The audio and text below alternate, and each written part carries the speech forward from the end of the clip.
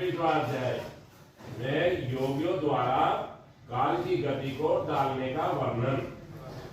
सुनिए, बहुत अच्छा है, सुनो ध्यान से। देवी बोली, पार्वती माता, हे देव, आपने यथार्थ रूप से काल ज्ञान का वर्णन किया। योगी जन जिस प्रकार काल का वचन करते हैं, आप उसे विधि पूर्वक कहिए। काल सभी प्राणियों के सन्निकट घूमता है, किंतु योगी आए हुए काल को भी वंचित कर देता है, जिससे उसकी मृत्यु नहीं होती। हे देव, मेरे ऊपर कृपा करके आप इसका वर्णन करें। हे सर्व सुखद योगियों के हित के लिए इसका वर्णन करें। अब देखो, शिव जी बोले, सुनो गौर से, ध्यान से। हे देवी, हे शिवे, तुमने मुझसे जो पूछा है उसे मैं सब मनुष्यों के हितार्थ संकेत में कहूंगा, तुम सुनो।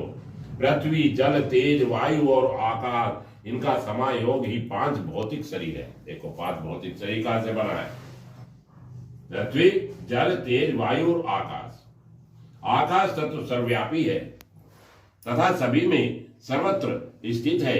आकाश में सभी लय हो जाते हैं एवं पुनः उसी से प्रकट हो जाते हैं। हे सुंदरी, आकाश से युक्त हो जाने पर पंचभूत अपने स्थान में मिल जाते हैं, संव्यात स्थिर नहीं है।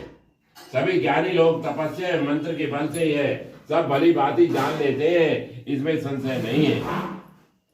देवी बोली, आकाश तत्व इस घोर रूप काल के द्वारा नष्ट हो जाता है, क्योंकि काल कराल और त्रिलोकी का स्वामी है। आपने इस काल को भी जला दिया था, किंतु स्तोत्रों द्वारा स्तुति किए जाने पर आप उस पर संतुष्ट हो गए और उसने पुनः अपना स्वरूप प्राप्त कर लिया। काल को भी जला दिया था भगवान जी ने।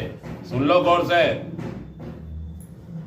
आपने वार्तालाप के माध्यम से उससे कहा कि तुम लोग अदृश्य रहकर विचार करोगे। उस समय आपने उसे महान प्रभाव वाला देखा और आप प्रभु के वर के प्रभाव से वह पुनः उठ खड़ा हुआ। हे महेश, क्या इस जगत में कोई साधन है जिसके काल मारा जा सके? उसे मुझे बताइए। आप योगियों में श्रेष्ठ प्रभाव वाले तथा स्वतंत्र और परोपकार के लिए शरीर धारण किए हुए हैं। शंकर जी बोले, हे देव, बड़े बड़े देवताओं, दैत्य, यक्षों, राक्षसों, सर्पों एवं मनुष्य ने काल को नहीं मारा जा सकता, किंतु जो ध्यान परायण देहधारी योगी होते हैं, सुनो गौर से, वे सरलता पूर्वक काल को मार डालते हैं। जो योगी है वे मार डाल सकते हैं। देखो योग में कितनी ताकत है।